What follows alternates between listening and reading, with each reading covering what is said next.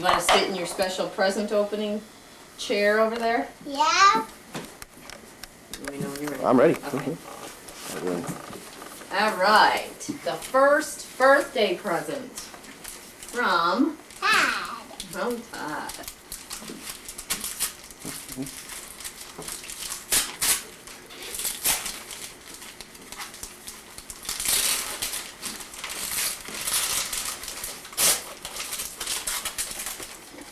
What do you think it is?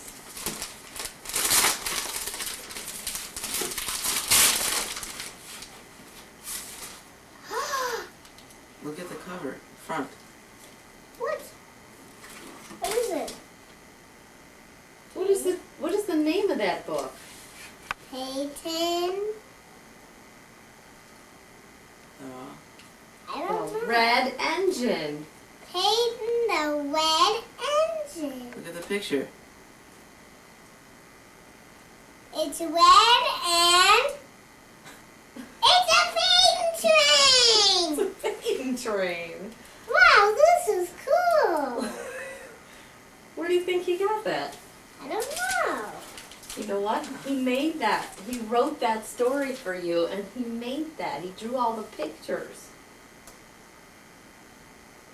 He wrote a book just for you. Oh, Can you believe it? no.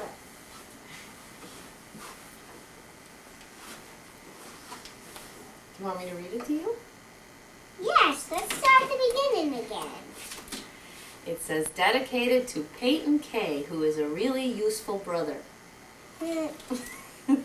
Payton the Red Engine. One day, Gordon and James were waiting at the junction. They watched as Bertie pulled up alongside the station. Hello, called James. What are you up to today? Just letting off some passengers, said Bertie.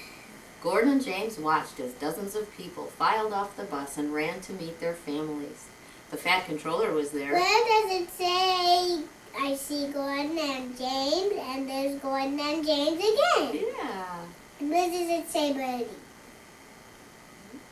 The Yeah. fat controller was there, and his family was getting off Bertie as well.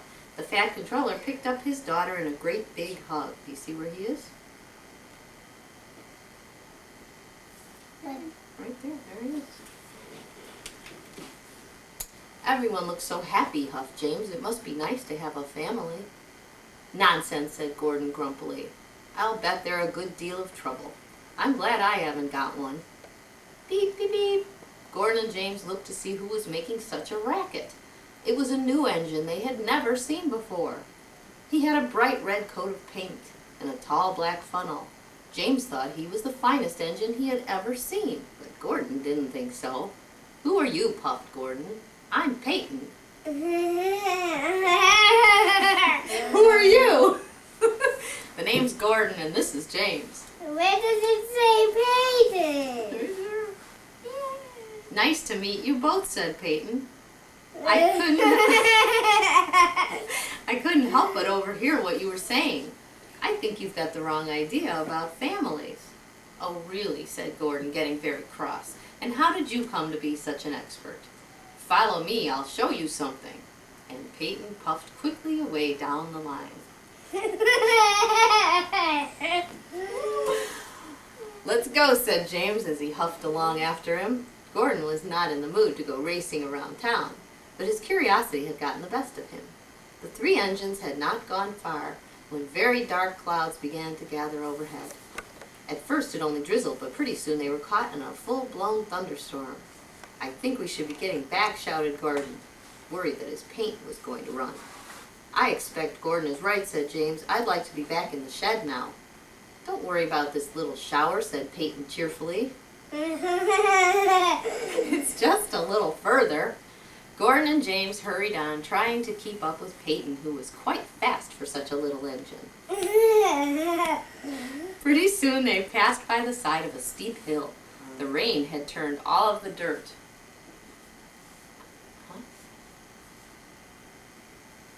Gordon wants me to fix your hair. Pretty soon they passed by the steep hill. The rain had turned all of the dirt on the hill to a dark, sticky mud. I don't like the looks of this hill, called James. I have to run the express tomorrow, and I don't want to get dirty. Why doesn't he listen? Why doesn't he listen? Bellowed Gordon. Gordon's loud cries shook the steep hill and created a small avalanche, and suddenly Payton, James, and Gordon were covered with mud.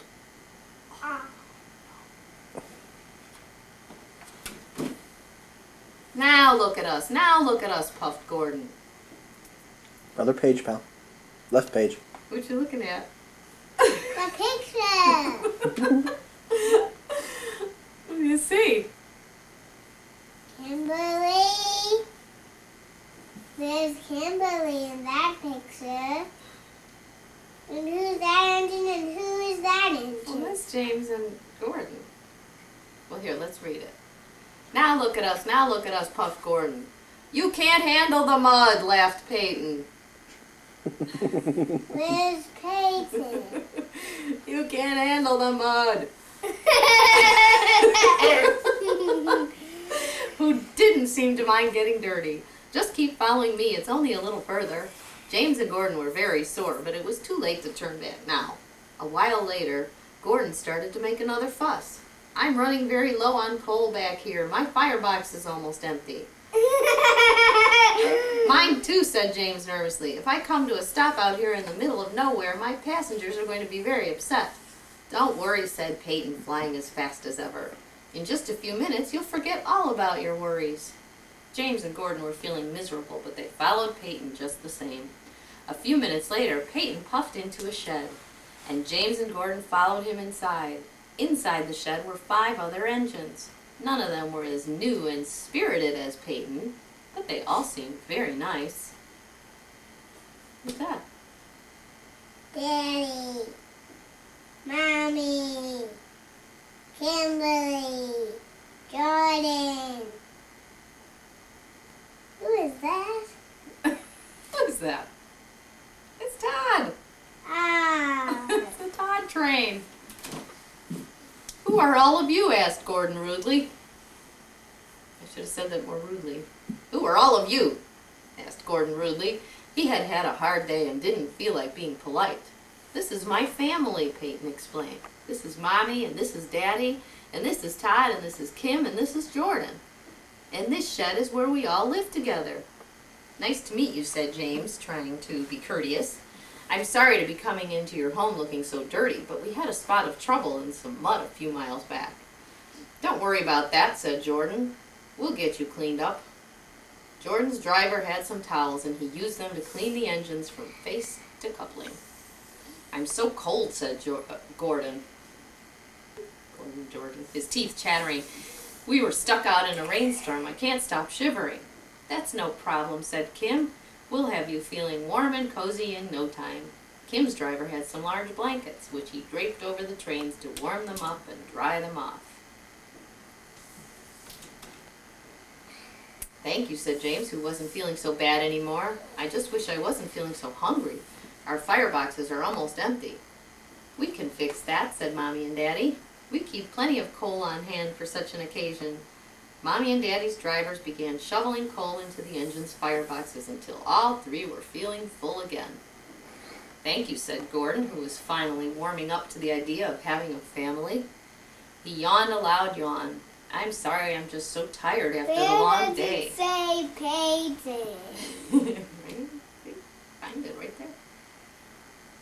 I'm just so tired after the long day we've had. I can do something about that, said Todd. I think what you all need is a bedtime story. Wouldn't that just be like Todd to say that? Yeah. Gordon, James, and Payton gathered around. What story would you like to hear tonight, Payton? Todd asked. How about Payton the Red Engine? Payton suggested. I think that's a wonderful suggestion, said Todd. But James and Gordon had already fallen fast asleep. The end. Isn't that a great story? I like that. Payton the Red Engine. Read it to Boy. me. Read it to me again. We're going to read it lots of times, and you're going to probably end up having it all memorized, aren't you? Read it again. Payton the Red Hey, you know what? We're Engine. going to send this videotape to Todd. What video? That Daddy's taping over there. You want to blow him a big kiss? Blow him a kiss for making you this great story. What a great brother. What a great brother to do that for you. That's a pretty cool birthday present. I want to open up the other presents. I don't think they're going to be as cool as that one. But we'll find out when the rest of the presents and the people get here and we have the party. Okay? Okay, but what is that thing over there for? This Just a decoration. is a decoration for the party. Because it looks cool. He had it on his head yesterday and he was turning it from side to side. Who am I now? Who am I now? You want to show him how funny that looks when you do that? Who am I now? James. Who am I now? Thomas. What? Thomas. Who am I now? Percy. I guess it's not just for decoration. All right, let's get ready for the rest